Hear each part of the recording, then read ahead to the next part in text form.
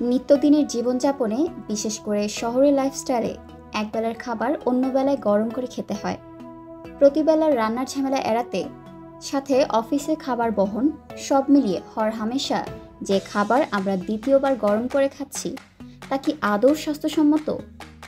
জানাবো এমন 7 খাবারের গল্প যেগুলো ভুলেও করা যাবে না দ্বিতীয়বার গরম। রোজকার অভ্যস্ততায় চা পান করে থাকেন প্রায় সকলেই। বিশ্বের জনপ্রিয় পানীয়গুলোর একটি হলো চা। অনেক সময় কাজে ব্যস্ততায় চা বানিয়ে উষ্ণ থাকতেই তা পান করা হয়ে ওঠে না।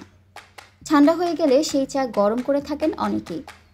তবে চা দ্বিতীয়বার গরম করলে তাতে অ্যাসিডের পরিমাণ বেড়ে যায় এবং তা পান করলে বদহজম বা পাকস্থলী সমস্যা দেখা দিতে পারে। তাই বারবার চা গরম করে খাওয়া থেকে বিরত থাকুন। অন্যদিকে পরিচিত এক সবজির নাম আলু। মাছ, মাংস বা সবজি যে কোনো কিছুর সাথেই আলু ভীষণ যায়।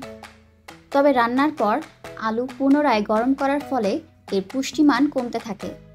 এমনকি রান্না করা আলু লম্বা সময় ধরে কক্ষ তাপমাত্রায় রাখলে এর পুষ্টিমান কমে বিষাক্ত হয়ে পড়ে। তাই যে খাবার ফ্রিজে সংরক্ষণ করে খাবেন সেখানে আলু দিবেন না।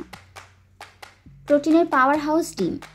অত্যাধিক তাপমাত্রায় পুনরায় গরম করলে বিষক্রিয়ার সৃষ্টি হতে পারে, কেননা পুষ্টি উপাদান নষ্ট হয়ে তা টক্সিক হয়ে পড়ে।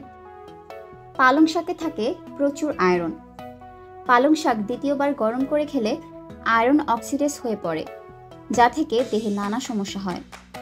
রান্নায় ব্যবহৃত তেল ফের কোনোভাবে ব্যবহার করা যাবে না, এর মধ্যে টক্সিন তৈরি হতে থাকে।